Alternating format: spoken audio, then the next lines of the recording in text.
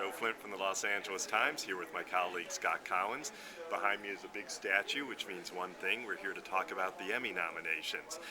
And we're up awful early to do it, but we're going to give you the rundown of what happened and what you should be looking for come August. So, Scott, what was your first takeaway?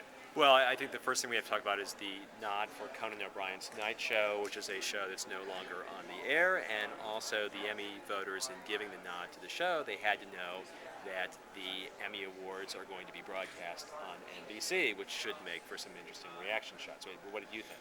Well, I thought that too. I thought it was interesting that, critically, the Conan show wasn't loved by folks, but yeah, it was clearly a slap at NBC in the way Conan was treated. I also thought it was interesting, that we saw so many new shows get nominated. A lot of times in the past, it seemed like Emmy would wait till season 2 to award new shows, but Modern Family, Glee, Good Wife, all cleaned up and did well. Yeah, Glee got 19 nominations. Modern Family picked up a truckload as well. They did honor the new shows. We should mention Juliana Margulies getting an acting nod for The Good Wife on CBS. In terms of snubs, what jumped out at you? Well, it jumped out at me, even with all the awards Modern Family was nominated for, that Ed O'Neill didn't get one. I thought FX got snubbed for Sons of Anarchy. I thought Rescue Me As Usual got snubbed. HBO Treme, I think people were sort of expecting those snubs, but even so, I thought some of the actors, Candy Alexander in particular, deserved a nomination. And then in terms of, I thought Big Bang Theory for Best Comedy was a little bit of a surprise snub for me. Right. And I think we were talking earlier, Two and a Half Men. The Charlie Sheen effect. Charlie Sheen effect. Yeah, it doesn't work.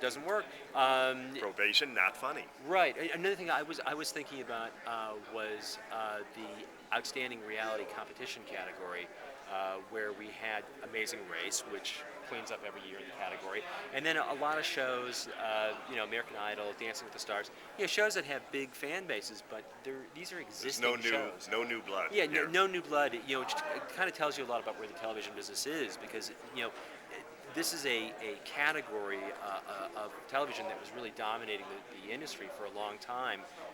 Back in the middle, 2005, 2006.